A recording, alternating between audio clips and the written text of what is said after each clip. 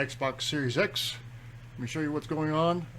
This was a prior repair attempt by a U-break iFix. Like all the things, there is good U-break iFixes and there are bad U-break iFixes. I work with a couple of good ones and a couple of bad ones I don't work with. Is it just me, or is there something missing here?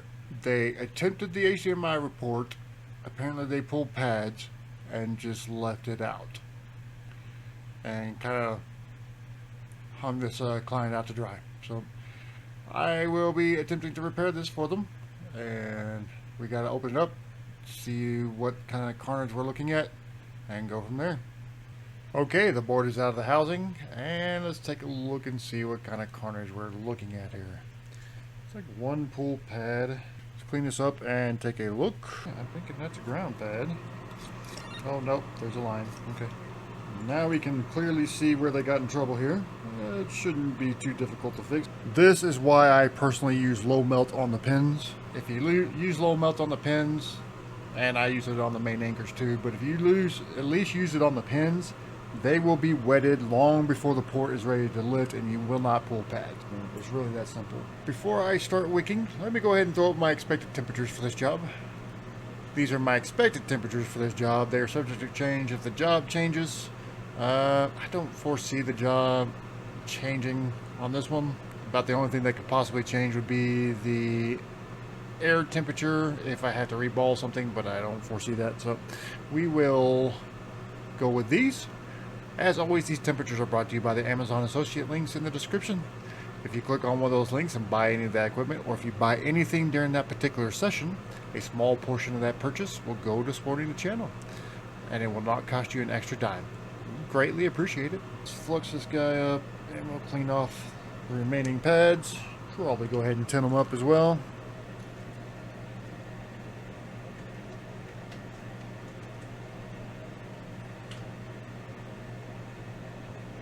With wicking, as always, you just kind of want to glide over the pads. You do not want to scrub. There's no need to even apply more pressure than it takes to keep the wick on the board. Just glide right over them. And we need to wick the anchors as well, the hidden anchors.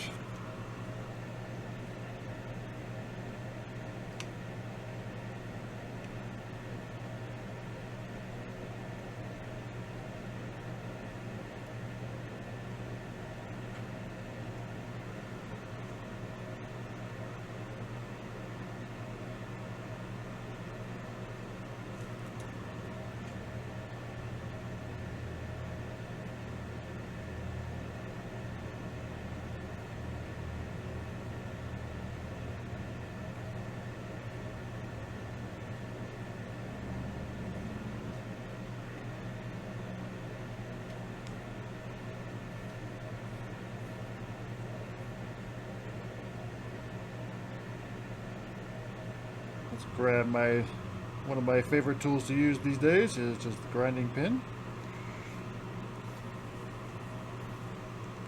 It is in the description below if you want to grab yourself one. I highly advise you do. It is a time saver. Just going to make ourselves a bit of a runway to run a jumper. I'm not sure if we're going to use a lug or a jumper yet. We'll investigate that momentarily. Alright, let's tin up our runway here.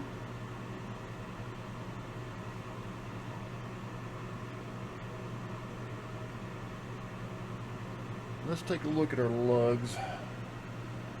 See what makes sense. Yep, the ideal lugs on that one have been used up. And they're a bit small. May end up going with jumpers. So jumper is going to be, and that is, gentlemen, is the problem with lugs. They can be useful and they can be an elegant solution, but you're going to use those up pretty quickly. And I have, sitting over there, 5 rolls of different size jumper wires, and each one of them has more than a lifetime supply on them. I've already spent the money on them. They've already made their money back by multitudes of, or multitudes of amounts, and compared to lugs, which are generally not cheap, $7 to $12 to $15 a sheet. I'm not saying they don't have their uses, but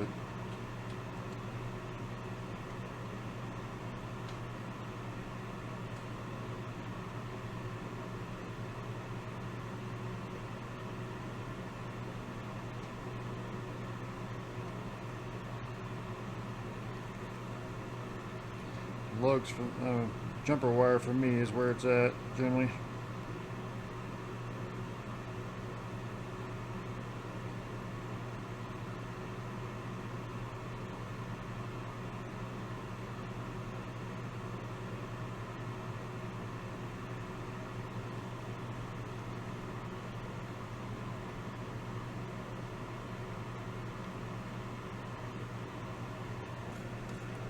Gently clean the flux off, and you just basically want to make contact with the brush going one way. You don't want to go scrubbing back and forth on the jumper. We do need to get rid of the flux so that we can solder mask the jumper down and secure it in place. Doesn't matter how much we use up here. This is going to be to secure the wire down. It will float when we're putting the port back on, but as long as you have the solder mask over it, holding it in place, you should be good. That's the idea with this solder mask. We're not necessarily trying to protect anything, we're just trying to hold the wire in place. This is enamel coated wire, so it's not going to short anything anyway. Unless you burn the enamel coating off. I'm going to grab my UV lamp and just sit it on here for roughly about 10 minutes, and then we'll come back and tin the wire, make sure it doesn't come up, and if it doesn't, we'll be good to go with putting a new port on. Okay, I do believe we are well cured at this point. It has a matte finish. It's not all shiny anymore, so very good. Now, I would like to take my X-Acto. I'm going to do a little bit of scraping on this wire to make it a little easier to tin, or attempt to do so.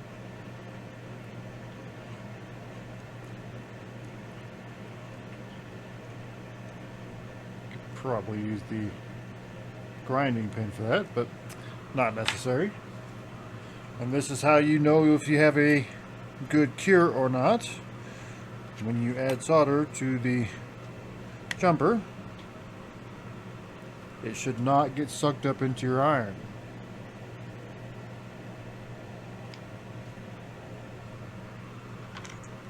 I'm going to need some steadiness, so we will use our tweezers to steady the iron.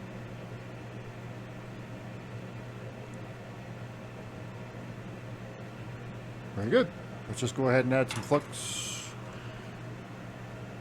We need to tin our anchor point as well. Go ahead and add some flux to this, because the next thing we'll be doing after we tin our anchors is putting on the port, or port placement.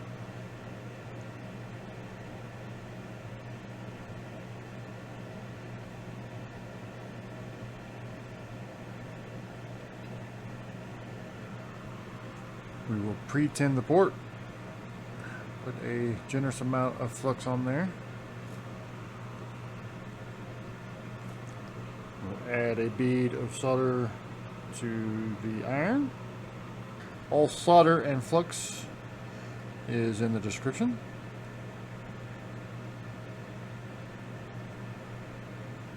Affiliate link in the description. We'll get more flux on here and see if we can clear these bridges. I'd rather chase bridges off the board than on it any day of the way. Any day.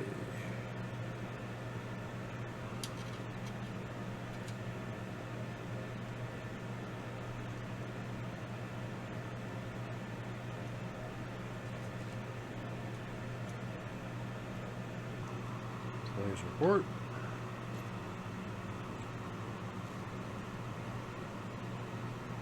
Get in on those pins as much as I can.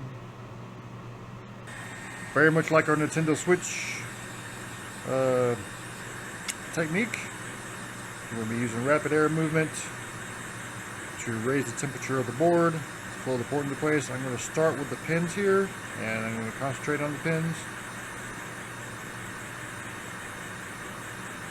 And then we'll worry about the hidden anchors. But I want to get the pins flowed in first. Now the whole board will be, or the whole area will be raising in temperature, so it won't be real difficult to get the hidden anchors flowed into place once we get these pins done.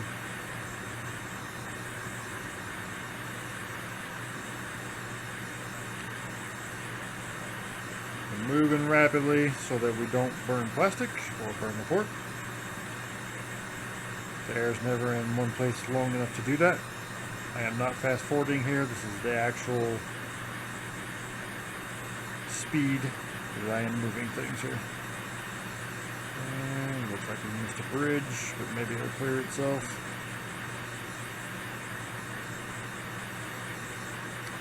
We're definitely wetting on the pins themselves, but I want to make sure we're wetting the pads.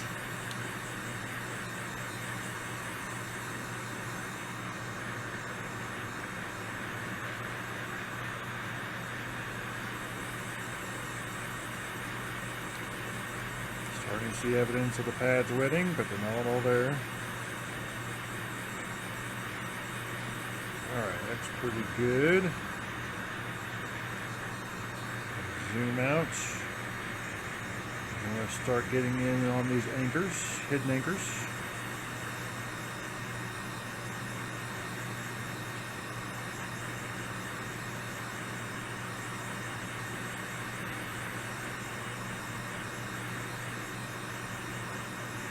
I think we're going to need to go much longer here.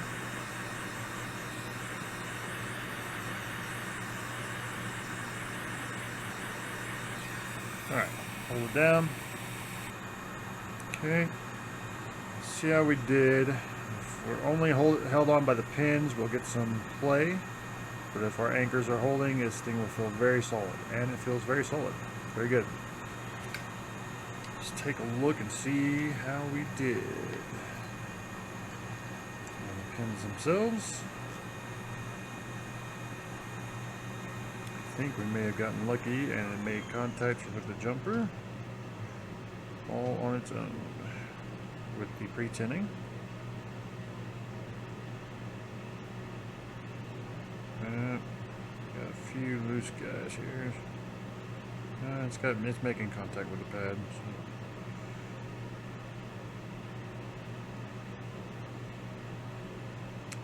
So a bridge, I cannot tell. Let's clean that out and make sure it's not. Alright, let's see if we're moving here. We're not moving with the jumpers, so we're going to need to address that one. I'm used to soldering with this hand, but we'll do our best. Oops, that is not what I wanted to do. Probably end up with the jumper being soldered anyway. I hate chasing bridges.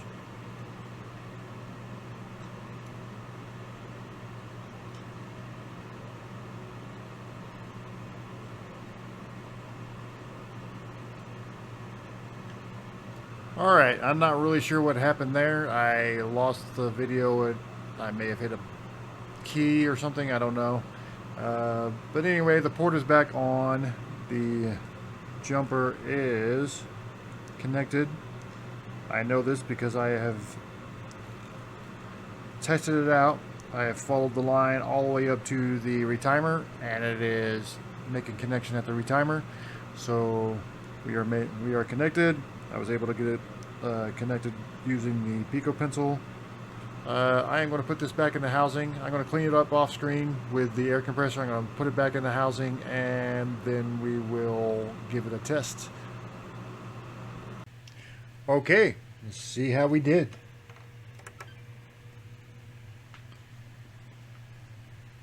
Powering up. Let's watch the capture screen. I would like to be seeing something at this point.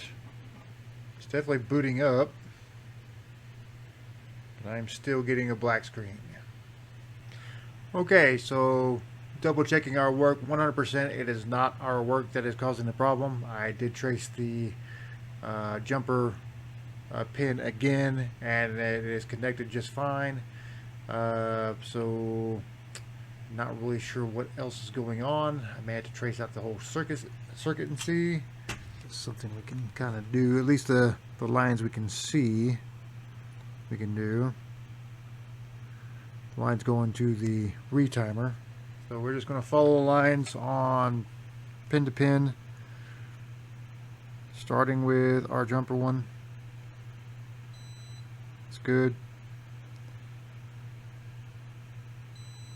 Good. Good. Good. Good. Good. Good. And good. Okay, we're all connected. So, okay, and as you can see, apparently we had a loose connection or something somewhere, because we are getting image now. Excellent. Probably the main ribbon was loose or something of that nature. It could be very easy not to seat that one correctly. And it appears we have solved our issue. So, that's really going to be it for this one. Okay, well that was kind of an interesting repair. We kind of goofed ourselves up by plugging the ribbon, probably misplugging the ribbon or misseating the ribbon cable that connects the two boards. Anyway, successful repair. If you need a repair like this executed, stick around for the end cards or check out the description below. And if you enjoyed this video, check out the next one, and I'll see you there.